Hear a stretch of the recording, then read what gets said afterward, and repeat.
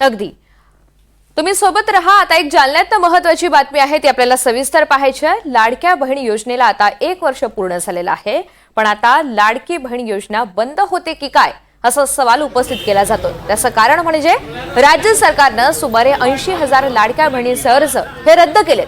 दुसरीकडे गेल्या सप्टेंबर पासून अर्ज नोंदणीचे पोर्टल सुद्धा बंद करण्यात आलेले आहेत। वेगवेगळ्या कारणांनी लाडके बहिणींचे अर्ज अपात्र ठरवण्यात आलेले आहेत। जालन्यामध्ये 57,000, लातूरमध्ये 25,000 लाडक्या बहिणींचे अर्ज हे अपात्र ठरवण्यात आल्याची माहिती मिळते। मराठवाड्यामध्ये हा आकडा आणखी वाढण्याची शक्यता आहे। लक्ष्मण सोळंकी आपल्या सोबत आहेत, अधिकची माहिती त्यांच्याकडून जाणून घेऊयात। लक्ष्मण, आपण पाहतोय जालन्यामध्ये सुद्धा हा आकडा अत्यंत मोठा आहे। विविध कारणांनी अर्ज हे बाद ठरवण्यात आलेले आहेत। कोणती कारणं देण्यात आलेली आहेत आणि दुसरं म्हणजे मराठवाड्यात हा आकडा आणखी वाढण्याची शक्यता आहे? ऋतुजा, निश्चितपणे आपण बघू शकतो की आता ह्या लाडक्या बहीण ज्या आहेत त्यांच्यावरचं प्रेम सरकारचं कमी झालं की काय असा प्रश्न आता या ठिकाणी निर्माण झालेला आहे। कारण की आपण बघू शकतो की मराठवाड्यातला जो जालना जिल्हा आहे या ठिकाणी जर आपण बघितलं तर 57,698 अर्ज या ठिकाणी बाद करण्यात आलेले होते। ज्यावेळेस 2024 सप्टेंबरला ही योजना सुरू करण्यात आली होती, त्यावेळेस पोर्टलही सुरू करण्यात आलं होतं।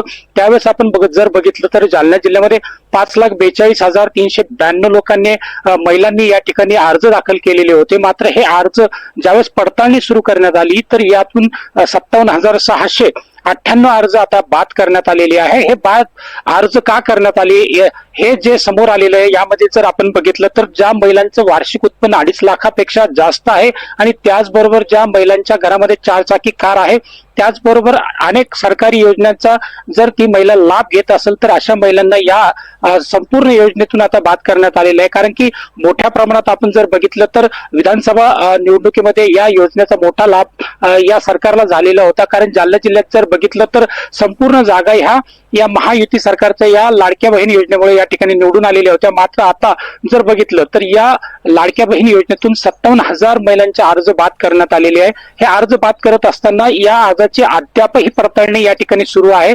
ज्या महिला आयकर भरतायत अशा अर्जांची आता या ठिकाणी पडताळणी सुरू आहे।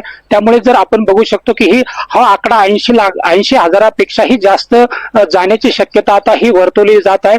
त्यामुळे आपण जर एकंदरीत बघितलं तर ही आयकर विभागाची जी पडताळणी पूर्ण झाल्याच्या नंतर निश्चितपणे या आकड्यातही मोठ्या प्रमाणात वाढ होण्याची शक्यता सुद्धा वर्तवली जात आहे। ऋतुजा, अगदी त्यामुळे तुर्तास जरी ही आकडेवारी पुढे येत असली तरी सुद्धा भविष्यामध्ये मराठवाड्यात हा आकडा आणखी वाढू शकतो आणि विविध कारणं देऊन महिलांचे हे अर्ज बाद केले जाऊ शकतात असे तुर्तास तरी अंदाज बांधले जात आहेत। तर राज्यातल्या या दिवसभरातल्या महत्त्वाच्या 4 घटना होत्या आणि त्या सगळ्या संदर्भात विशाल, आकाश, योगेश आणि लक्ष्मण तुम्ही सविस्तर माहिती दिली त्यासाठी धन्यवाद।